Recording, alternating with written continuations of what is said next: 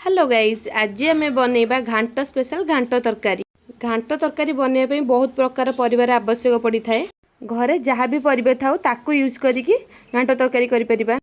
आम घरे जहाँ भी थिला ताकू कटाकटी करी सिझेई देइथिले हळदी देन से टिके सिझिला परे ता देहरे टिके डाली पकई देइथिले। डाली फुटिला परे टिके आम यूज करथुलु ओउटा पकेला परे घांट तरकारी बहुत टेस्टी लागि थाए।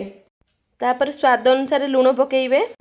आगुरु गजा कर रखी गजा मुग बुट को यूज कर से सब सीझी गला पर ताको ओल्हेकी गोटे कड़ाई गरम करी ता देहरे तेल पके चीनी पकेकी ता देहरे फुटा यूज करी तेजपत्र पकेई तापर पकेई देथिलु पियाज पियाज टिके भलसे ब्राउन हैला पर्यंत कसिबा।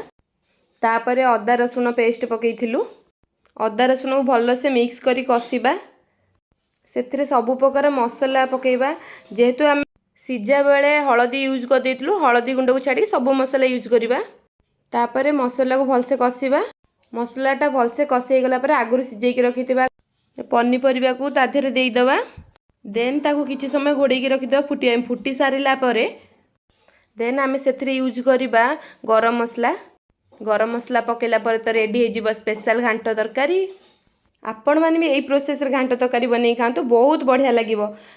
जदि वीडियोटा भलो लागे तो लाइक शेयर सब्सक्राइब कर देबे। रहउची नमस्कार।